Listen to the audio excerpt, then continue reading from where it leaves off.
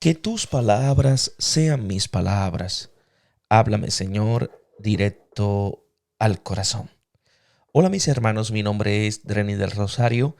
En esta sección de un solo evangelio vamos a leer y a meditar el evangelio de hoy, 2 de abril, y está tomado del evangelio de Mateo capítulo 26, versículo 14 y Mateo capítulo 27 hasta el versículo 66.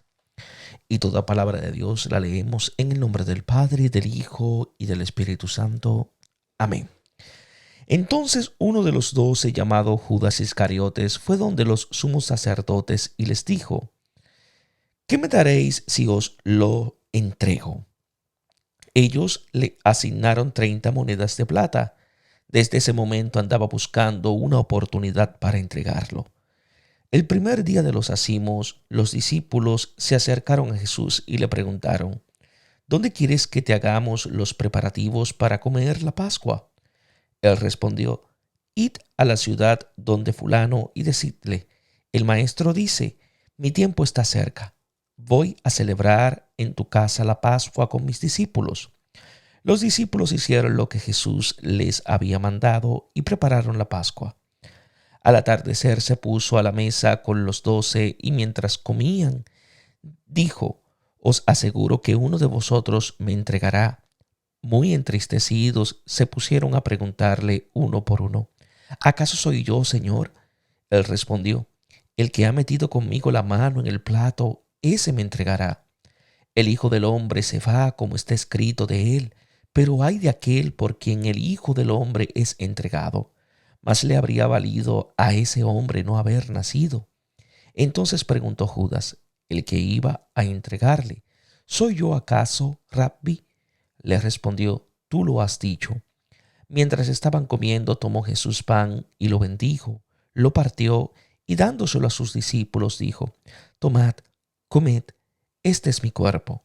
Tomó luego una copa y después de dar las gracias, se la pasó diciendo: Bebed de ella todos, porque esta es mi sangre de la alianza, que es derramada por muchos para perdón de los pecados. Y os digo que desde ahora no beberé de este producto de la vid hasta el día aquel en que lo beba con vosotros nuevo en el reino de mi Padre. Y cantando los himnos salieron hacia el monte de los olivos. Entonces les dijo Jesús: Todos vosotros vais a escandalizaros de mí esta noche, porque está escrito: Heriré al pastor y se dispersarán las ovejas del rebaño. Mas después de mi resurrección iré delante de vosotros a Galilea. Pedro intervino y le dijo: Aunque todos se escandalicen de ti, yo nunca me escandalizaré. Jesús le respondió: Yo te aseguro que esta misma noche, antes que el gallo cante, me habrás negado 3 veces. Añadió Pedro: Aunque tenga que morir contigo, no pienso negarte. Lo mismo dijeron todos los discípulos.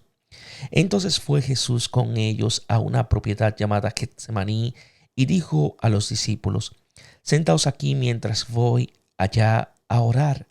Tomó consigo a Pedro y a los 2 hijos de Zebedeo y comenzó a sentir tristeza y angustia. Entonces les dijo: Mi alma está triste hasta el punto de morir. Quedaos aquí y velad conmigo. Él se adelantó un poco, cayó rostro en tierra y suplicaba así: Padre mío, si es posible que pase de mí esta copa, pero que no sea como yo quiero, sino como quieres tú. Volvió después donde los discípulos y los encontró dormidos. Dijo entonces a Pedro: ¿Con que no habéis podido velar una hora conmigo?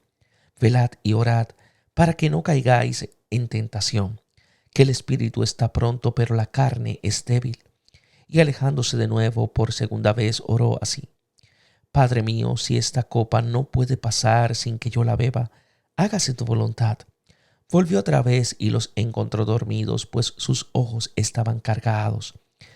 Los dejó y se fue a orar por tercera vez, repitiendo las mismas palabras. Volvió entonces donde los discípulos y les dijo: Ahora ya podéis dormir y descansar.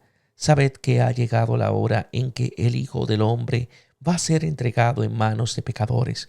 Levantaos, vámonos, mirad, el que me va a entregar ya está cerca. Todavía estaba hablando cuando llegó Judas, uno de los 12, acompañado de un grupo numeroso armado con espadas y palos. Venían de parte de los sumos sacerdotes y los ancianos del pueblo.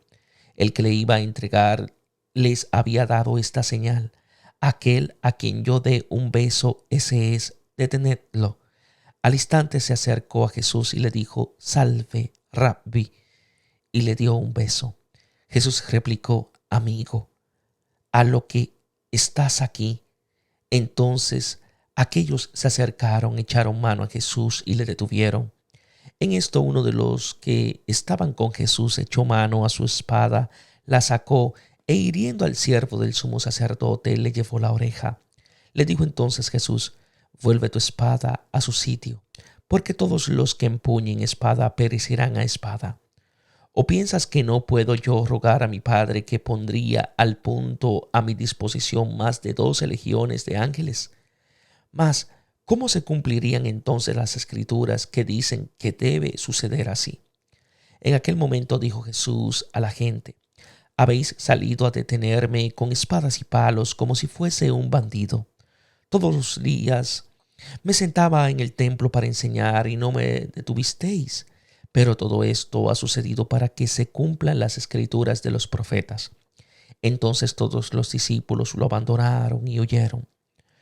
Los que prendieron a Jesús lo llevaron ante el sumo sacerdote Caifás, donde se habían reunido los escribas y los ancianos.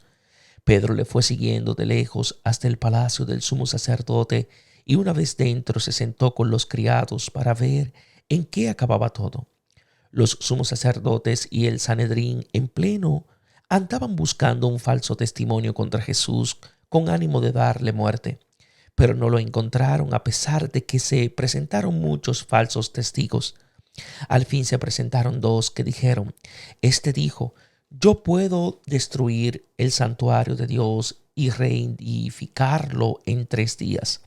Entonces se levantó el sumo sacerdote y le dijo: ¿No respondes nada? ¿No oyes lo que estos atestiguan contra ti? Pero Jesús callaba. El sumo sacerdote le dijo: Te conjuro por Dios vivo que nos digas si tú eres el Cristo, el Hijo de Dios.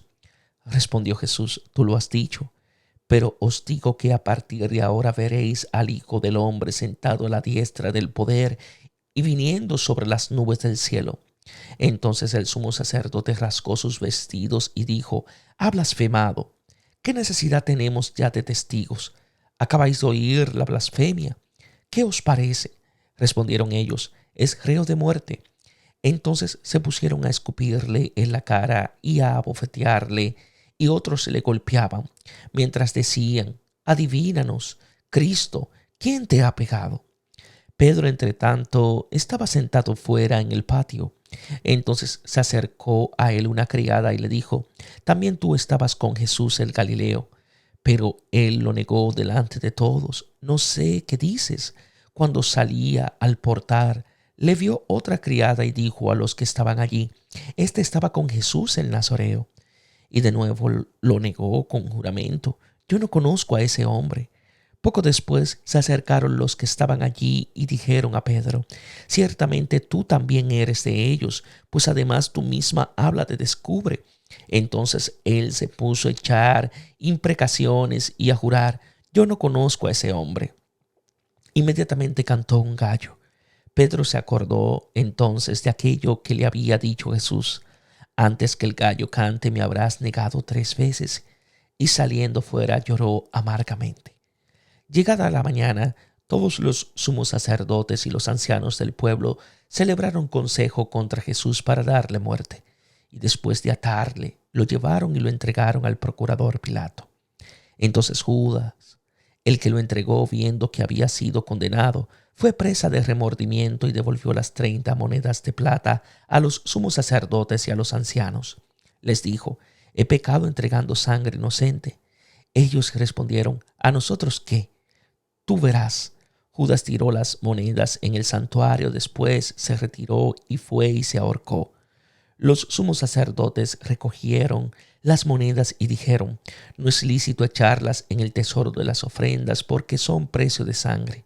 Después de deliberar compraron con ellas el campo del alfarero para dar sepultura en él a los forasteros. Por esta razón ese campo se llama campo de sangre hasta hoy. Entonces se cumplió lo dicho por el profeta Jeremías, y tomaron las 30 monedas de plata, cantidad en que fue apreciado aquel a quien pusieron precio algunos hijos de Israel, y las dieron por el campo del alfarero, según lo que me ordenó el Señor. Jesús compadeció ante el procurador que le preguntó: ¿Eres tú el rey de los judíos? Jesús declaró: Tú lo dices. Pero mientras los sumos sacerdotes y los ancianos le acusaban, no respondió nada. Entonces le dijo Pilato: ¿No oyes de cuántas cosas te acusan? Pero él a nada respondió, de suerte que el procurador estaba muy sorprendido. Cada fiesta, el procurador solía conceder al pueblo la libertad de un preso, el que quisieran. Tenían a la sazón un preso famoso llamado Barrabás. Aprovechando que estaban reunidos, les dijo Pilato: ¿A quién queréis que os suelte? ¿A Barrabás o a Jesús, el llamado Cristo? Pues sabía que lo habían entregado por envidia. Mientras él estaba sentado en el tribunal, le mandó a decir su mujer: No te metas con ese justo, porque hoy he sufrido mucho en sueños por su causa. Pero los sumos sacerdotes y los ancianos persuadieron a la gente para que pidiese la libertad de Barrabás y la muerte de Jesús. Así, cuando el procurador les dijo: ¿A cuál de los dos queréis que os suelte?, respondieron: a Barrabás. Pilato les preguntó: ¿Y qué voy a hacer con Jesús, el llamado Cristo? Respondieron todos: sea crucificado. Pero ¿qué mal ha hecho?, preguntó Pilato. Mas ellos seguían gritando con más fuerza: sea crucificado. Entonces Pilato, viendo que nada adelantaba, sino que más bien se promovía tumulto, tomó agua y se lavó las manos delante de la gente, diciendo: Inocente soy de la sangre de este justo. Vosotros veréis. Y todo el pueblo respondió: su sangre sobre nosotros y sobre nuestros hijos. Entonces les soltó a Barrabás, y a Jesús, después de azotarle, se lo entregó para que fuera crucificado. Entonces los soldados del procurador llevaron consigo a Jesús al pretorio y reunieron alrededor de él a toda la cohorte.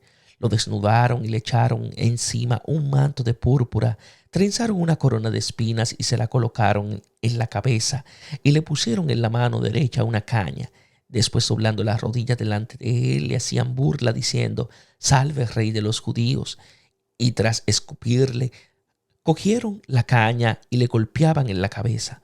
Cuando se hubieron burlado de él, le quitaron el manto, le pusieron sus ropas y lo llevaron a crucificarlo. Al salir, encontraron a un hombre de Cirene llamado Simón y le obligaron a llevar su cruz. Llegados a un lugar llamado Gólgota, esto es Calvario, le dieron a beber vino mezclado con hiel, pero él, después de probarlo, no quiso beberlo. Una vez crucificado, se repartieron sus vestidos echándolos a suertes y se quedaron sentados allí para custodiarlo. Sobre su cabeza pusieron por escrito la causa de su condena: Este es el Jesús, el rey de los judíos. Y al mismo tiempo que a él crucificaron a dos bandidos, uno a la derecha y otro a la izquierda. Los que pasaban por allí le insultaban, meneando la cabeza y diciendo: Tú que destruyes el santuario y en 3 días los levantas, sálvate a ti mismo si eres hijo de Dios y baja de la cruz.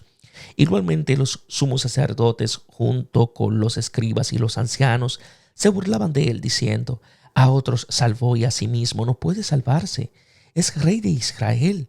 Pues que baje ahora de la cruz y creeremos en él. Ha puesto su confianza en Dios, pues que le salve ahora si es que de verdad le quiere. De hecho, dijo: soy hijo de Dios.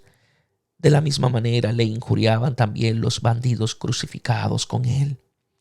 Desde la hora sexta hasta la hora nona cubrió la oscuridad toda la tierra. Alrededor de la hora nona clamó Jesús con fuerte voz: Elí, Elí, lema sabactani.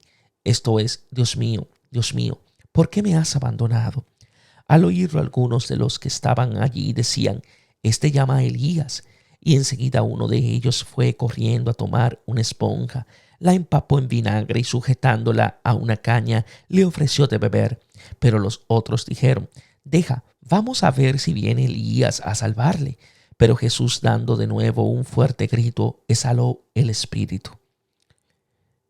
En esto el velo del santuario se rasgó en dos, de arriba abajo. Tembló la tierra y las rocas se hendieron. Se abrieron los sepulcros y muchos cuerpos de santos difuntos resucitaron. Y después de que él resucitara, salieron de los sepulcros, entraron en la ciudad santa y se aparecieron a muchos. Por su parte, el centurión y los que con él estaban guardando a Jesús, al ver el terremoto y lo que pasaba, se llenaron de miedo y dijeron: verdaderamente este era Hijo de Dios. Había allí muchas mujeres mirando desde lejos, aquellas que habían seguido a Jesús desde Galilea para servirle. Entre ellas estaban María Magdalena, María la madre de Santiago y de José, y la madre de los hijos de Zebedeo. Al atardecer vino un hombre rico de Arimatea llamado José, que se había hecho también discípulo de Jesús. Se presentó a Pilato y pidió el cuerpo de Jesús. Entonces Pilato dio orden de que se le entregase. José tomó el cuerpo, lo envolvió en una sábana limpia y lo puso en un sepulcro nuevo que había hecho excavar en la roca. Luego hizo rodar una gran piedra hasta la entrada del sepulcro y se fue. Estaban allí María Magdalena y la otra María, sentadas frente al sepulcro. Al otro día, el siguiente a la preparación, los sumos sacerdotes y los fariseos se reunieron ante Pilato y le dijeron: Señor, recordamos que ese impostor dijo cuando aún vivía: a los 3 días resucitaré. Manda pues que quede asegurado el sepulcro hasta el tercer día, no sea que vengan sus discípulos, lo roben y digan luego a la gente: ha resucitado de entre los muertos, y la última impostura sea peor que la primera. Pilato les dijo: tenéis una guardia, id y asegurarlo como ya sabéis. Ellos fueron y aseguraron el sepulcro, sellando la piedra y poniendo la guardia. Palabra del Señor. Gloria a ti, Señor Jesús. Habla, Señor, que tu siervo escucha. Entonces, este adverbio de tiempo aparece continuamente en el discurso escatológico, así como el relato de la pasión, que es su realización. El entonces del final es la hora de la pasión de Jesús, cuando nosotros, en lugar de obrar como la mujer, obramos con Judas y los otros. El perfume es el juicio. Estamos entre los que lo derraman o entre los que lo venden. El relato del Evangelio quiere hacernos identificar con los discípulos, con Judas y con los enemigos de Jesús, que romperán el vaso precioso del cual saldrá la esencia de Dios. Solo entonces, frente al despilfarro, también nosotros, con el centurión y los soldados, reconoceremos quién es el Señor. Entonces, como esta mujer, sabremos responder con un despilfarro igual. ¿Qué queréis darme? El don de un precio incalculable se vende y se compra. El precio pactado es de 30 monedas de plata. Es el valor de un asno o de un esclavo. Se hizo esclavo y tomó el asna como símbolo de su reino. Una oportunidad. La entrega de Jesús se realizará precisamente en la Pascua. La cruz, señal del Hijo del Hombre, es el momento bueno para encontrar al Señor. Para entregarlo, entregar, tradere, es la palabra fundamental de la pasión. Judas entrega a Jesús a sus amigos. Estos lo entregan a Pilato, Pilato a la voluntad de la gente y ésta a la cruz. Pero Jesús mismo se entrega y es entregado por el Padre en las manos de los hermanos. Es una entrega de sí mismo hasta dar su vida. La entrega que el hombre hace del Señor es la misma que Él hace de sí mismo. La acción del hombre que arrebata es la misma del Señor que se entrega. Así se entrega en su amor a nosotros. Nuestra tradición tiene en el centro esta entrega de la cual vivimos haciendo perenne recuerdo y acción de gracias. El primer día de los ázimos. Así se llama el día de la Pascua, el 14 de Nisan, con el cual comienza una semana en la cual se come pan ázimo, no fermentado. Tal vez el evangelista se refiere al día anterior a la Pascua, en el cual se hacía desaparecer la levadura para indicar la novedad de vida y se preparaba el cordero o el cabrito para la cena pascual. Al tratar de concordar los numerosos detalles de cada uno de los evangelios, se puede suponer que Jesús haya anticipado la cena pascual en el día anterior a su muerte. Su última comida se entiende claramente como cena pascual, anticipo de la Eucaristía que la Iglesia celebra como Pascua propia en la memoria de su pasión. Es el Cordero inmolado cuya sangre nos salva de la muerte. ¿Dónde quieres que te hagamos los preparativos para comer el Cordero de Pascua? Desarrollas más ampliamente el dónde comemos nosotros la Pascua con el Señor. Id a la ciudad, a casa de fulano. Jesús se invita con los suyos en casa de un fulano. A nivel del texto, es el lector mismo el que es invitado a hospedar al Señor y a los suyos. En su casa, el Señor quiere celebrar su Pascua. Prepararon la Pascua. En estos solos 3 versículos se habla 3 veces de la Pascua. Además del recuerdo del primer día de los ázimos, la cena del Señor está cargada de todos los significados que tiene la Pascua hebrea. Al atardecer se puso a la mesa con los 12. Es la última tarde de Jesús. Es un día que se enteramente tiniebla. Comienza con la tarde y sigue en la noche hasta oscurecer el sol del mediodía y terminar con la disposición en el sepulcro. El Señor de la luz entra en todas las tinieblas del hombre que se ha alejado de Dios. Yo os aseguro que uno de vosotros me entregará. La traición no es un imprevisto. Jesús lo sabe. Sin embargo, se entrega al que lo entrega. No rehúsa dejarse entregar. Es fuerte su amor hacia nosotros y la fidelidad del Señor dura por siempre. Muy entristecidos se pusieron a decirle uno por uno: ¿acaso soy yo, Señor? Es la pregunta de cada discípulo frente a la Eucaristía como frente a la cruz. ¿Acojo este don o lo rechazo? ¿Qué percibo ante el despilfarro del perfume de Betania? ¿Me hallo con la mujer de Betania o con los otros? El que ha metido conmigo, el que lo traiciona no es un extraño, sino un amigo, con quien me unía una dulce intimidad. Caminábamos de fiesta hacia la casa de Dios. El Hijo del Hombre se va, como está escrito de él. De él está escrito que se va por nuestras iniquidades y que nos salva con sus heridas. ¡Ay de aquel! El pecado de Judas es el fracaso de la existencia. Es mejor no haber nacido y es el mal que nos destruye como hijos. El Hijo ha venido a salvarnos del mal dando su vida. Su cruz es el ay de mí de Dios. Su sufrimiento por el mal del hombre, incluso Judas.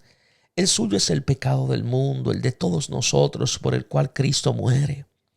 Judas, el que iba a entregarlo, preguntó: ¿soy acaso yo, Rabbi? En la pregunta de Judas ya está la respuesta. Para los otros Jesús es el Señor. Para él es solamente el Maestro. Considerar a Jesús como Maestro de vida y no como la vida ya es traicionarlo. Jesús como Maestro llega a ser el Señor precisamente cuando comprendo que me es fiel en mi infidelidad, que se entrega a mí que lo traiciono. Tomo Jesús. Jesús toma. Es el Hijo que toma del Padre todo lo que es y lo que tiene, pero no obra como Adán, que arrebata. En cambio se acepta a sí mismo con un don y al Padre como aquel que se entrega. Se vive como amor al otro, aceptándolo a Él como Padre y a sí mismo como Hijo. Pan. El pan no es solo trigo. Así como el vino no es solo uva, pan y vino son frutos de la tierra, pero contienen también el trabajo y las relaciones, el sudor y el amor, las lágrimas y las esperanzas del hombre. No solo la naturaleza y la creación, sino también la cultura y la historia hay que tomarlas como un don. Lo bendijo. Jesús es el Hijo que bendice al que da bien. Toda realidad es un don del Padre y es comunión con Él. Lo partió. La acción de partir el pan, así como la distinción entre el cuerpo y la sangre, alude a la violencia de la cruz. En una economía de egoísmo, el amor lleva su peso. Adán había cometido una ruptura con el Padre. El nuevo Adán lleva la maldición, dándoselo a sus discípulos. Por cuanto recibe y bendice, Jesús es hijo. Por cuanto parte y da, es igual al Padre. La capacidad de partir y darle viene de la acción de tomar y bendecir. Tomar con alegría, bendiciendo al Padre, partir y dar. Es la vida del Hijo que corresponde con el amor al amor que recibe. Para el hombre es el único modo divino de vivir humanamente. De otro modo, todo es para la muerte. Dijo, tomad, es un imperativo. Tomar este don es participar de su cuerpo y llegar a ser lo que uno es, hijo del Padre y hermanos suyos. Comed, no es el fruto prohibido, es el árbol de la vida que realmente nos hace como Dios. Uno vive de lo que come, comiéndolo a Él vivimos de Él. Este es mi cuerpo. Su cuerpo que se convierte en don para nosotros revela su divinidad y la comunica a cada cuerpo. El cuerpo del Hijo es la divinización del hombre y en él de toda la creación. Tomó luego una copa y dadas las gracias. Si el Cordero Pascual es su cuerpo, el cáliz de la bendición es su sangre, su espíritu, su vida. El cuerpo y la sangre están separados. Se hace alusión a su muerte en la cruz, donde nos dará su vida. También el cáliz como el pan es tomado con acción de gracias, que es igual a la Eucaristía, y dado. Todo es don de amor y recibido y correspondido. Bebed de ella todos. La sangre es la vida. Para los hebreos no se puede beber la sangre. El hombre no es dueño de la vida. Pertenece a Dios, pero pertenece también a todo el que la recibe como un don, como hijo. El que vive de su cuerpo, bebe con él la plenitud de la vida.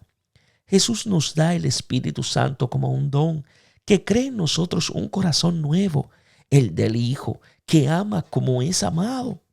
Esta es mi sangre de la alianza. La alianza entre Dios y el mundo se realiza en la sangre. La sangre del Hijo nos hace consanguíneos del Padre. Su vida es nuestra y viceversa. Desde siempre nosotros hemos roto la alianza con Él, pero Él sigue siendo fiel porque no puede negarse a sí mismo. La cruz es una alianza nueva y eterna que ya no se puede romper, ni siquiera por el más grande. El Señor se entrega y lo perdona todo precisamente de este modo.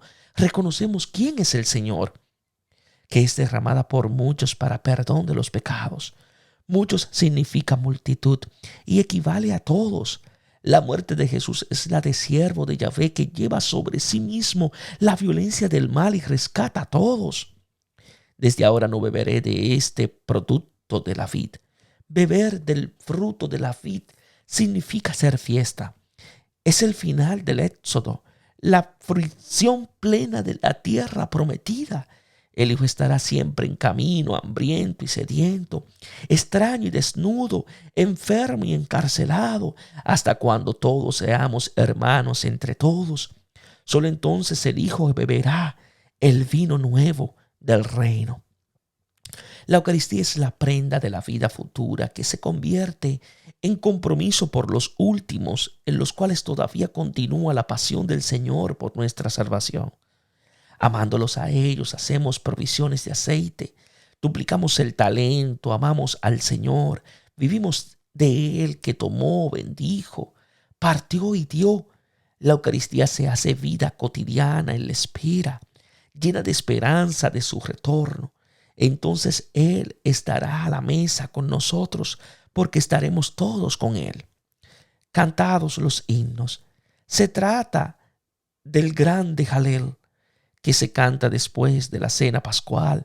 Su estribillo reza así: porque eterna es su misericordia. En la Eucaristía comprendemos plenamente el primero y el último porqué de la creación y de la historia. En el bien y en el mal es la misericordia eterna de Dios que se compadece de toda miseria y la colma de su gloria. Todos vosotros vais a escandalizaros de mí esta noche. La piedra desechada viene a ser escándalo para todos, precisamente mientras se realiza la obra del Señor. El don es para todos, para quien traiciona, para quien reniega y para el que huye. Todos nuestros males están llenos de su gracia. Heriré al pastor y se dispersarán las ovejas. La muerte del justo, causa de desorientación para todos, será principio de salvación. Después de ella el Señor dirá: este es mi pueblo, y él dirá: el Señor es mi Dios. La fuente de agua viva que lava todo pecado e impureza brota de una grande desolación que los dispersa a todos, pero mirando al que ha sido traspasado, recibirán un espíritu de gracia y de consuelo. Después de mi resurrección iré delante de vosotros a Galilea. Su fidelidad va más allá de nuestra infidelidad, que le proporciona la muerte. Después de la resurrección lo volveremos a encontrar en Galilea para estar siempre con Él, nosotros que lo hemos entregado, renegando y abandonado. Pedro intervino y le dijo: Pedro se siente seguro de su amor a Jesús. Todavía no ha comprendido que su salvación es el amor de Jesús hacia Él, que vive todavía de presunción, confrontación y rivalidad. Yo te aseguro, la negación de Pedro, como la traición de Judas y el escándalo de todos, es verdad de fe, anunciada con autoridad divina. Nuestro pecado es nuestra parte del Evangelio. Nos hace acoger la gracia del perdón. Aunque tenga que morir contigo, Pedro quiere dar su vida con Jesús. Todavía no sabe que es Jesús quien va a dar su vida por él. Solo entonces podrá responder al amor con el amor. Y lo mismo dijeron también todos los discípulos. Los discípulos aman al Señor. El epílogo de sus buenos propósitos serán el abandono y la huida. Solo después de su pasión se reunirán en Galilea. No los reunirá su amor infiel, sino su amor eterno, que perdona. Solo con su muerte es posible conocer y creer en el amor que Dios tiene hacia nosotros. Entonces va Jesús con ellos a una propiedad llamada Getsemaní. Getsemaní significa lagar de aceite. Aquí será exprimido aquel en el cual la tierra da su fruto. De su humanidad exprimida saldrá la esencia del Hijo. Sentaos aquí mientras voy allá a orar. Los discípulos están cerca y lejos de Él. Ellos están aquí sentados. Él está allá con el rostro en tierra. Están cerca y lejos como quien duerme y quien ora, quien cierra los ojos y quien vela en la noche, quien se repliega sobre sí mismo y quien se dirige al Padre, quien es prisionero de la carne y quien tiene la fuerza del Espíritu, quien sigue siendo esclavo de los propios temores y quien cumple la voluntad del Padre. Jesús en esta escena cumple en sí mismo el paso de la primera a la segunda condición. Es el nuevo Adán que vuelve a conducir al viejo Adán a su dignidad de hijo. En su carne se devuelve a toda carne de pecado la gloria del Padre. Pedro y a los dos hijos de Zebedeo. Ellos fueron testigos de la transfiguración y ahora lo son de la desfiguración. Entonces brilló en la humanidad de Jesús la divinidad. Ahora la divinidad hace transparentar su humanidad. Comenzó a sentir tristeza y angustia. La tristeza y la angustia son la herencia del hombre que se ha alejado del Padre y ha extraviado su condición filial.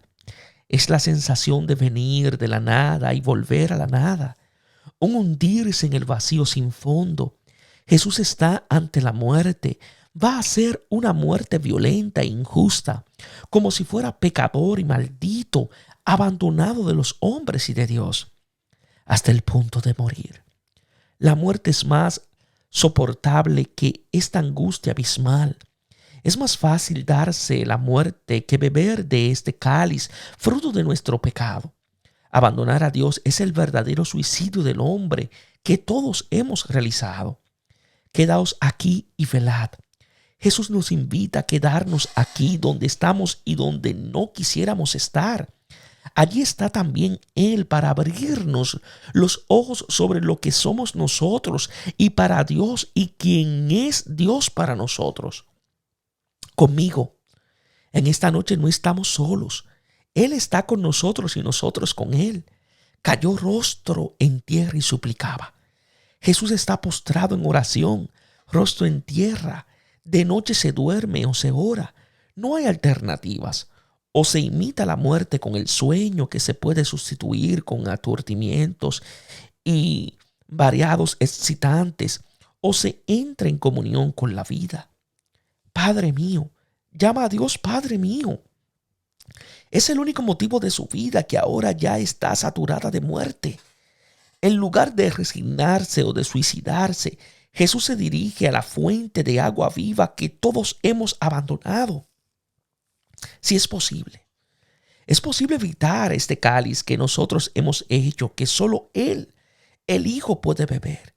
Pero Él no sería el Hijo y nosotros no seríamos sus hermanos. Que pase de mí esta copa. Cada ser humano quiere una copa que rebose de alegría. En cambio, su maldad se procura una copa llena de ira. Jesús no quiere sufrir. No es un masoquista. Un sufrimiento que se quiere es siempre perverso. Él quiere solamente amar. Solo por nosotros beberá nuestro cáliz amargo.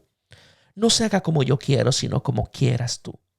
La verdadera lucha del hombre es entre su voluntad y la de Dios, considerando como enemigo, antagonista. Esta es la esencia del pecado que nos ha llevado a rechazar a Dios. Jesús, aunque vive en esta lucha que es común a todos después del pecado, dice: no se haga como yo quiero, sino como quieras tú. Es el primero en cumplir la voluntad del Padre para volver a su bendición, pero esto implica una agonía, la muerte del falso yo que permite que se manifieste la propia verdad como hijo. Los encuentra dormidos. ¿Qué puede hacer el hombre frente a la noche sino cerrar los ojos? En la barca Jesús dormía y los discípulos tenían miedo.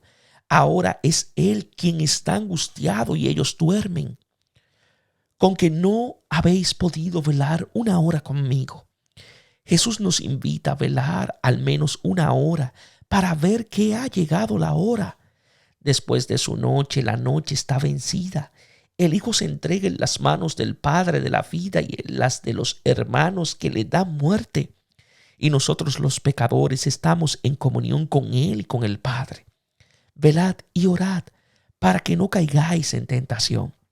La tentación es la de tener los ojos cerrados de noche en lugar de abrirlos a la luz del Hijo. Es la tentación de desconfiar y desesperación que se puede vencer solo con la oración. El Espíritu está pronto. Cada hombre lo es por cuanto es amado por el Padre. Tiene su espíritu de hijo siempre pronto. Pero la carne es débil. Pero si nos quedamos replegados sobre nosotros mismos, quedamos aprisionados en nuestra fragilidad, presa de nuestra limitación. Alejándose de nuevo por segunda vez, oró así: Padre mío, si esta copa no puede pasar. Por segunda vez Jesús vuelve a orar. Hay un progreso con respecto a la primera. Allí pidió que si era posible no tuviera que beber ese cáliz que no quería. Ahora, visto que no es posible, dice al Padre: hágase tu voluntad. Jesús es el Hijo que cumple sobre la tierra la voluntad del Padre que está en el cielo. Ama a los hermanos y les ofrece su solidaridad como hijo. Entre la primera y la segunda oración está la lucha de resistencia y de rendición. Volvió otra vez y los encontró dormidos. Es importante que Jesús vuelva junto a nosotros, aunque nos sorprenda dormidos. Se fue a orar por tercera vez. Es una oración que no se cansa, aunque nos descubras dormidos, repitiendo las mismas palabras. Oró como antes para alimentar su decisión.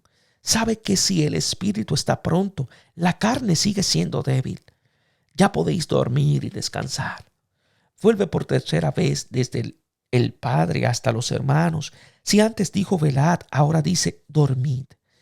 El que ha entrevisto al Hijo en esta noche puede dormir en paz. También en el sueño último de la muerte ya no encuentra el mal que teme, sino el descanso que desea. El mismo Señor que está allí con él. Ha llegado la hora. Esta es la hora de la salvación en la cual cada Adán vuelve a estar con el Hijo.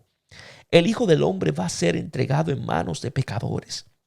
En nuestras manos de pecadores es entregado el Hijo que nos entrega al Padre. Levantaos, vámonos. No está en contradicción con lo que acaba de decir. Ya podéis decir, dormir y descansar. Nuestro dormir, es decir, morir, ya es un despertar a la vida nueva. Y nuestro descanso es un caminar a la luz del séptimo día. El que me va a entregar está cerca. Ha llegado el reino de Dios sobre la tierra. El Hijo que cumple la voluntad del Padre se entrega en nuestras manos. Nuestro mayor mal, dar la muerte al Hijo, viene a ser la hora del mayor bien. Dios nos da su vida. Es la hora de la salvación. El Hijo está en las manos de todos los hermanos, por más que estén alejados y sean pecadores. El reino de los cielos sufre violencia y los violentos lo arrebatan. Es el reino del Padre, en el cual el Hijo se hace a cargo de todas nuestras violencias. Nosotros los violentos nos apoderamos de él y así lo concebimos. Judas, uno de los 12. Cuando se habla de uno de los 12, la referencia se hace a él, el traidor. Era fuerte la tentación de eliminar su recuerdo. En cambio, sigue siendo siempre uno de ellos, como su amado, llamado, enviado y traidor. El que no lo reconoce como hermano, aún más como sí mismo, está todavía fuera de la gracia. Obra como él, pero sin saberlo, con espadas y palos. El medio normal para apoderarse es el dinero, mediador universal, con el cual se obtiene todo. Donde no basta el dinero, acumulación de violencia limpia, se acude a espadas y bastones, violencia pura, refuerzo mortal de la mano. El dinero, las espadas y los bastones dominan el mundo. Perdido en esa lucha que los hombres sostienen entre sí para apoderarse los unos de los otros. Basta leer lo que acontece desde los mitos de los orígenes hasta la última página de la crónica. Aquel a quien yo dé un beso, ese es. Al dinero, a las espadas y a los bastones hay que agregar los corazones o las copas, si uno prefiere. El beso, señal de amor y adoración. Adorar lleva a la boca besar. En una lógica de violencia, indica lo que se desea poseer. Prendedlo. Apoderarse es el deseo que mueve toda acción. El hombre no es la vida, simplemente la tiene porque le ha sido dada y continuamente la alimenta con lo que recibe. En realidad, al apoderarse, le da muerte. Elimina simbólicamente o realmente a quien se la da y a todos los otros que se la disputan. La imitación apropiativa es el gesto en el cual cada uno imita al otro para poner las manos sobre todas las cosas y sobre todos. Es el pecado de Adán que lo destruye como criatura al destruir juntamente también la creación. Salve, Rabbi, y le dio un beso. El saludo y el beso son la consumación de la violencia que cambia todo bien en su contrario. Amigo. Judas es la única persona a la que Jesús llama amigo. No es una ironía, Es un amigo y lo es para siempre, más allá de todo mal. A lo que estás aquí. Jesús sabe por qué Judas está allí. Quiere hacerle tomar conciencia del hecho que él conoce y sigue siendo su amigo. Echaron mano a Jesús y lo prendieron. Jesús está ahora en las manos de los pecadores. Si el pecado consistió en arrebatar lo que había sido dado como un don, la salvación es dar como un don lo que había sido quitado. Uno de los que estaban con Jesús es Pedro. Su gesto es profecía de lo que luego se hará por amor al Señor, pero contra Él. Es la violencia con un fin bueno. Las guerras santas y las de religión son las peores. Prolongan la agonía del Señor y retrasan su regreso. Echó mano a su espada. Usa las mismas armas del adversario. Comienza y se equivoca. La primera de las cruzadas interminables que nos colocan en el número de los que crucifican al Señor de la vida. Cada vez que respondemos al mal con la misma moneda, reduplicamos la violencia. Es el peor mal, porque se trata de justificarlo. Su único resultado es el de confirmar, si hubiera necesidad, la imagen satánica de un Dios violento. El Señor es don, servicio y humildad. Su emblema no es el caballo, el carro armado, sino el asna. El que quiere defender o difundir el reino de Dios con el poder mundano, cruza el asna con el caballo, tiene el mulo, estéril y sin entendimiento. Es también posible cruzarla más allá de toda ingeniería biogenética con el carro armado. Entonces se obtiene un monstruo apocalíptico.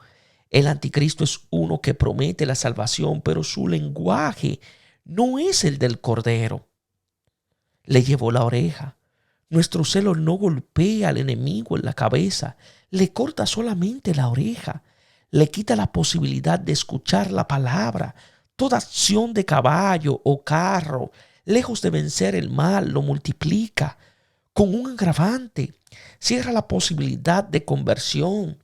Todo se reduce a un gran corte de orejas que aleja siempre más de la verdad y que nos hace libres.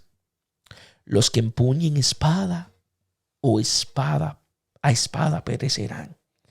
La violencia genera violencia. Tarde o temprano el que hace violencia es víctima de ella. El que vence hoy da muerte al que venció ayer y le dará muerte el que venza mañana.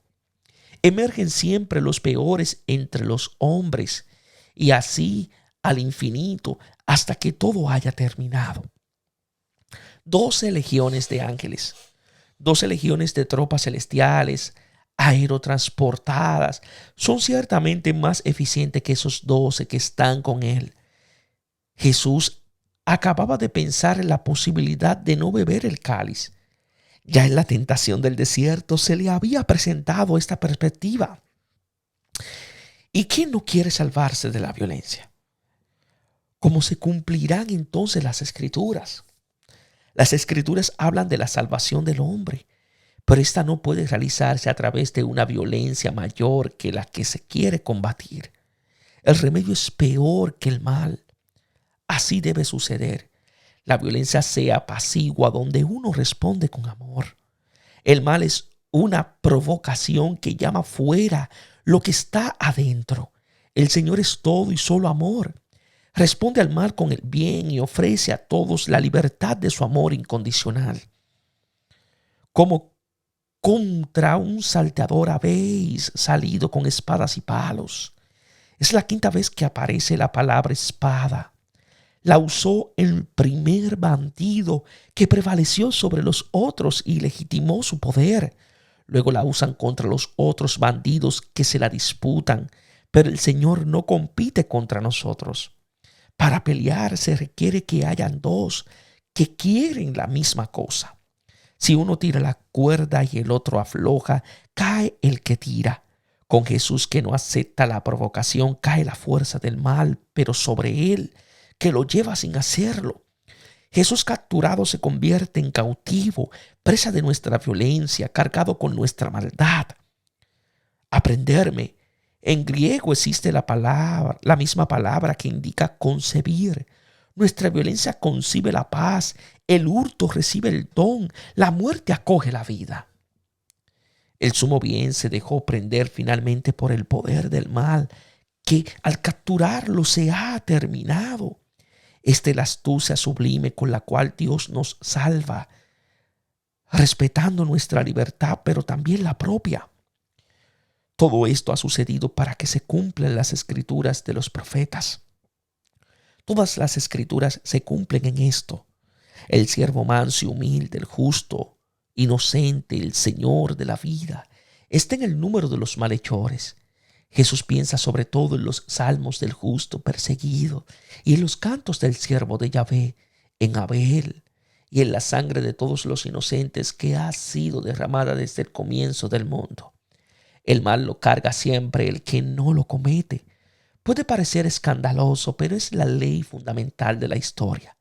Y del mal no libera ciertamente el que no la comete, sino el que lo carga sobre sí mismo sin cometerlo. Jesús nos salva precisamente por cuanto se hace pecado y maldición por nosotros. Por eso es el Hijo del bendito, que no ha cometido ningún mal. Entonces todos los discípulos lo abandonaron y huyeron. Providencialmente los discípulos no son más fuertes que los enemigos. Lo abandonan. No están con él así tal como él es. Huyen, aunque quisieran estar con él. Este abandono por parte de los amigos es para el amigo la violencia más cruel. Los que prendieron a Jesús lo llevaron. Jesús, aprehendido en el huerto, es objeto de posesión. Será transportado y entregado de unas manos a otras.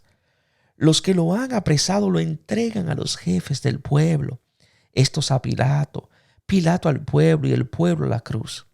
Su cuerpo entregado por nosotros pasa del uno al otro, del tal modo que todas las manos de pecadores reciban el don. Su sangre de cordero recaerá sobre todos nosotros para nuestra salvación. Se habían reunido.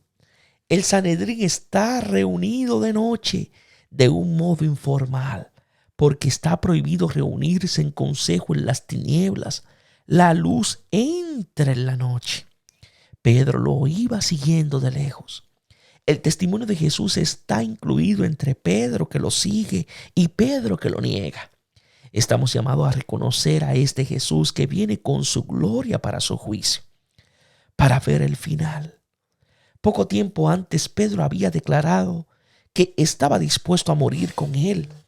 Lo ama y espera tal vez que se libre con una de sus intervenciones prodigiosas. Había rehusado su generosa defensa cuando había dicho que tenía a su disposición 12 legiones de ángeles. ¿No será este el momento en el cual se decide? Pedro lo negará cuando vea que la cosa no termina según sus deseos. Andaba buscando un falso testimonio contra Jesús con ánimo de darle muerte. Su condena a muerte ya está decidida, precisamente porque es justo. Nos parece extraño que el justo cargue sobre sí la injusticia, incluso la peor, la del juicio. En cambio es normal, por más que sea escandaloso. Y no lo encontraron. Es importante la inocencia de Jesús. Si fuera culpable, su sufrimiento sería merecido como el nuestro. Ya no sería meritorio para nosotros. Muchos falsos testigos se insiste en la falsedad de los testimonios. La mentira nos impide conocer la verdad que nos hace libres y proporciona la muerte. Yo no puedo destruir el santuario de Dios y en 3 días edificarlo. Jesús predijo la destrucción del templo. Por una palabra análoga se quería dar muerte también a Jeremías. El templo en el cual habita corporalmente toda la plenitud de la divinidad es su cuerpo destruido en la cruz por nuestra violencia y reedificado en el sepulcro por la potencia de Dios. Unidos a él, piedra viva, desechada por los hombres, pero elegida y valiosa delante de Dios, también nosotros somos piedras vivas para la construcción del nuevo templo. en el cual se adora a Dios en espíritu y verdad, en el espíritu que nos devuelve nuestra verdad de hijos. ¿No respondes nada? El sumo sacerdote, como lo hizo luego Pilato, se extraña del silencio de Jesús. Cordero mudo llevado al matadero. ¿De qué va a defenderse? ¿De la verdad que ha dicho o de nuestra violencia? Sería mentiroso o violento como nosotros. Jesús seguía callado. Es el silencio majestuoso que revela a Dios. Si Él respondiera, todos nosotros seríamos condenados como injustos. Su silencio nos dice quién es Dios, misericordia que carga toda miseria. Yo te conjuro por Dios vivo que me digas si tú eres el Cristo, el Hijo de Dios. Es la identidad de Jesús que Mateo expresa desde el comienzo de su evangelio y reconocida por Pedro. Ahora y no antes también él la proclama. Sí, tú lo has dicho. Jesús se manifiesta solo ahora. La cruz elimina toda ambigüedad de nuestras imágenes de hombres y de Dios. Quita el velo a nosotros y a Dios, mostrando el abismo de nuestro mal y el de su gracia. A partir de ahora veréis al Hijo del Hombre. La cruz es la entronización del Hijo del Hombre como Cristo y como Hijo de Dios. Allí está sentado en su gloria y poder y viene a juzgar al mundo con su justicia. El sumo sacerdote rasgó sus vestidos. Es señal de escándalo. A él le estaba prohibido rasgarse las vestiduras. Es el anticipo del rasgarse el velo del templo. Ha blasfemado. La blasfemia consiste en el hecho de que Jesús afirma que el Cristo es el Hijo de Dios, es Él, este hombre condenado. La blasfemia de Jesús nos libera de nuestra blasfemia acerca de Dios. Por esta blasfemia, Dios es Dios, diferente de todas nuestras representaciones piadosas o impías. ¿Qué necesidad tenemos ya de testigos? Todos nuestros falsos testimonios para darle muerte cesan frente a esta blasfemia que nos revela la verdad inaudita de un Dios que da su vida por el hombre. ¿Qué os parece? La pregunta dirigida al Sanedrín interpela también al lector. ¿Qué me parece a mí esta blasfemia? ¿Reconozco a mi Salvador, Señor y Juez en aquel a quien yo juzgo como reo de muerte? Es reo de muerte. Es el parecer de todos. Por esta blasfemia es condenado a muerte. Y precisamente su condena a muerte, Él es el Cristo que salva, el Dios que ama, el juez que justifica. Se pusieron a escupirle la cara. Ahora el rostro se quita el velo y muestra su belleza. La gloria, el lugar del beso de adoración, recibe el esputo de nuestro desprecio. Y a bofetearle. El poder es el blanco de nuestra violencia. A golpearle. Los golpes de nuestro mal se abaten sobre el que no tiene culpa. Adivínanos.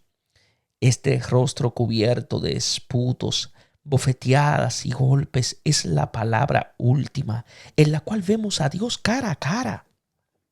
Cristo, Jesús es encarnecido como Mesías. Él es el Mesías que nos salva precisamente por cuanto es objeto de todas las violencias. ¿Quién es el que te ha pegado? Es la pregunta que el Evangelio le hace al lector. Pedro, frente a este rostro, se dará cuenta de que él está también entre los que lo golpean. Pedro, entre tanto, estaba sentado fuera en el patio. Pedro había seguido a Jesús de lejos. Ahora observa para ver el final. El Hijo del Hombre, al ser interrogado, confirma su identidad y es juzgado por reo de muerte. Tú estabas con Jesús el Galileo. Durante toda la semana lo había visto con Jesús junto con los otros apóstoles cerca del templo. También la criada lo había visto y le dice que estaba con él. Estar con Jesús es la identidad del discípulo. No sé qué dices. Pedro, hasta la noche anterior estaba con Jesús. con ese Jesús fuerte y poderoso que fascinaba con su palabra y con sus prodigios. Lo había reconocido cuando había entregado el pan a la multitud. Ahora cuando se hace pan, no lo reconoce. No está con este Jesús prisionero e impotente. No sabe qué quiere decir estar con este hombre. Eso era evidente desde la primera predicción de la pasión. Ha habido un error de persona. Él pensaba que Jesús era otro por el cual estaba dispuesto a morir, pero no por este que ahora está delante de él. Cuando salía al portal, Pedro tiene una luz interior. Trata de salir para esconderse, pero lo ve otra criada, que involucra también a los presentes y repite lo que había dicho antes. Yo no conozco a ese hombre. Mientras todos lo declaran discípulo, Pedro ve que no lo es en absoluto. Con mayor fuerza y con juramento afirma que no conoce a ese hombre, incluso ignora su nombre. Jesús significa Dios salva. Para conocer a Dios salva debe conocer primero la propia perdición. Los que estaban allí dijeron a Pedro por tercera vez: Pedro es declarado discípulo por parte de los siervos que de noche lo observan de cerca. Ciertamente, tú también eres de ellos. Es reconocido como uno de los que están con él. Tú misma habla de descubre. Pedro es Galileo. Aparece claramente del modo como habla, aunque lo niegue. Yo no conozco a ese hombre. Con imprecaciones y juramentos, Pedro afirma que él es un extraño. Uno puede ser discípulo de Jesús y no conocerlo. Puede incluso anunciarlo y no conocerlo. Uno puede ser muy religioso y hablar como cristiano, pero todavía no es un creyente mientras no sepa que el Señor es el que ha entregado su vida por él que lo niega. Inmediatamente cantó un gallo. El canto del gallo anuncia la aurora, sale el sol, y Pedro ve por vez primera quién es él y quién es el Señor. Su triple negación es un requisito para su iluminación. Finalmente la noche llega a su fin. Comienza a ver la propia infidelidad. Este es un despertar. Para él comienza el día. Comienza a ver quién es ese hombre y a comprender por qué va a ser crucificado. Pedro se acordó de aquello que le había dicho Jesús. Es importante que Jesús haya anunciado anteriormente la negación. Conocía a Pedro y lo había escogido previendo su infidelidad. Así le muestra su amor y su fidelidad. Pero recuerda las palabras ante las cuales habían reaccionado con violencia. Ahora está claro para él que es uno que reniega y el Señor es uno que lo salva. Saliendo fuera, Pedro sale finalmente del patio y del atrio. Se encuentra solo de madrugada con la verdad acerca de sí mismo y del Señor que no conocía. Rompió a llorar amargamente. Pedro no es el que creía ser. Su yo afirmado tan poderosamente se derrumba y llora.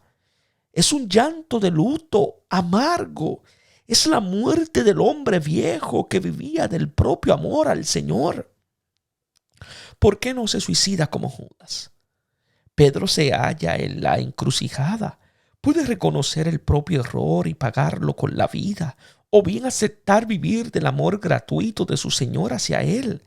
Es la encrucijada entre la fe que salva y la injusticia que condena.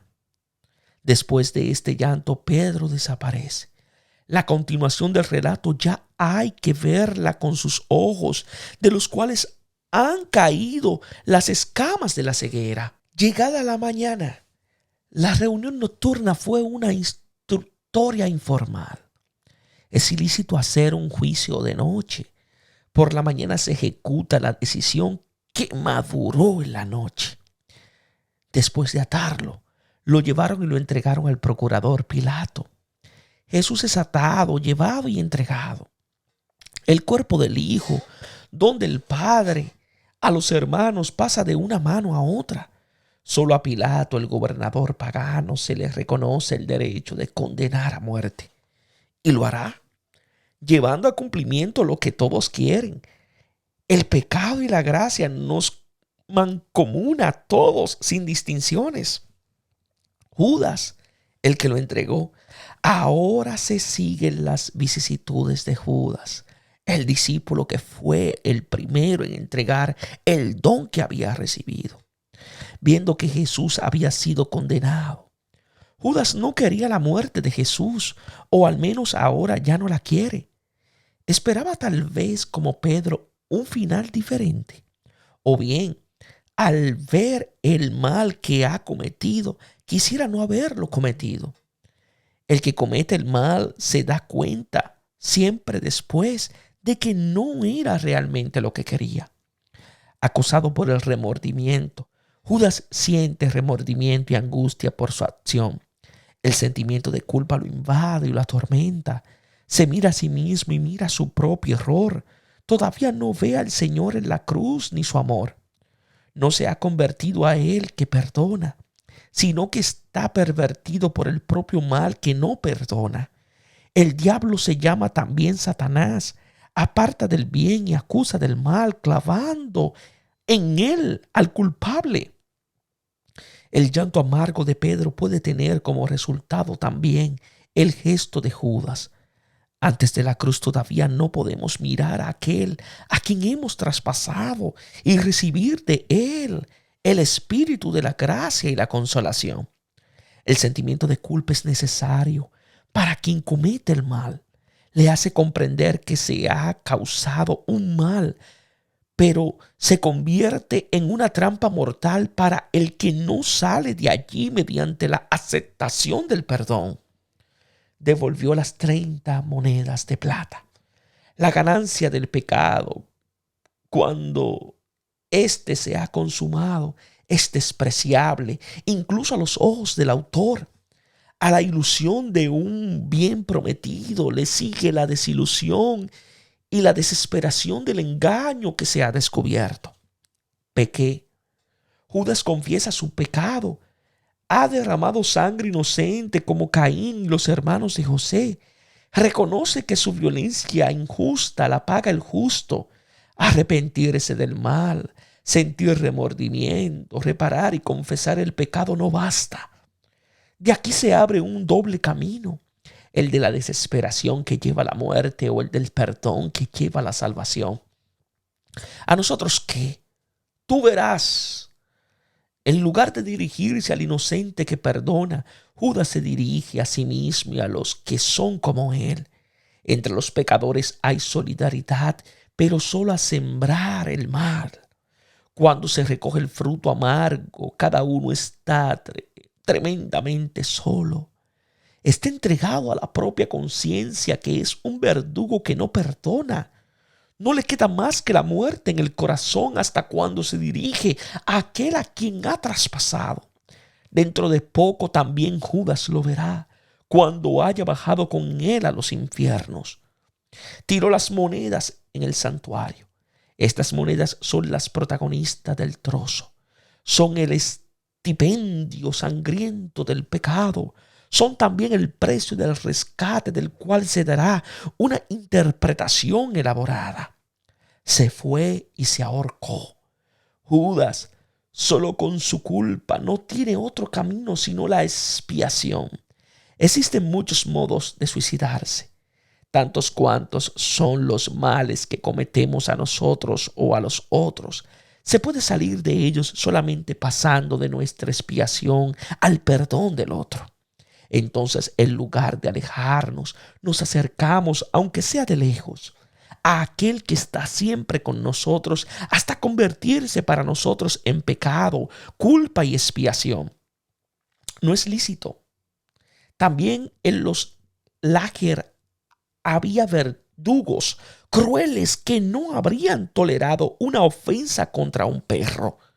La máxima injusticia puede convivir con apariencias de conciencia delicada. Un residuo de piedad emerge también en la expansión de la impiedad, pero en general sirve solamente como cobertura. Compraron con ellas el campo del alfarero como lugar de sepultura para los forasteros. Jeremías compró un campo como señal de retorno del exilio de la tierra prometida. El precio de la sangre da descanso en la tierra también a los extranjeros. También ellos, como Abraham, tienen finalmente una porción de la tierra prometida, donde puedan sembrar su cuerpo. Ahora ya no son extranjeros. La sangre del Hijo inocente hace caer el muro de enemistad que separaba a los hermanos. Remueve a todos sus hermanos que habían sido reducidos a pedazos. En Él todos podemos presentarnos al Padre con un solo espíritu para formar parte de su familia. Campo de sangre.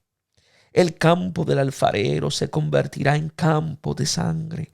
El campo de todas las vasijas quebradas por sus culpas se convertirá en el campo de la sangre inocente, donde el Señor todo lo hace nuevo y cada uno vuelve a encontrar, al menos en su muerte, la bendición de la tierra prometida. El oráculo del profeta Jeremías, en realidad la cita que sigue es de Zacarías capítulo 11 versículo 13. Mateo habla de Jeremías para aludir indirectamente a lo que él dijo acerca del campo y del alfarero. Tomaron las 30 monedas de plata, cantidad en que fue apreciado aquel a quien pusieron precio. Zacarías capítulo 11 versículo 14, con los cánticos del siervo, sirve de trasfondo al relato de la pasión. El profeta, desilusionado de su misión de pastor, dice al pueblo: no os apacentaré más. La que tenga que morir, que muera. La que tenga que desaparecer, que desaparezca. Y las que queden, que se coman unas con otras. Y después de esta autodespedida pide su paga de profeta, que el Señor le ordena tirar en el templo. Se trata de 30 piezas de plata. El texto de Zacarías habla de la ruptura de la alianza con todos los pueblos que se han reunido contra el Mesías. El precio de su sangre procurará a todos la tierra prometida y establecerá la nueva alianza para todos.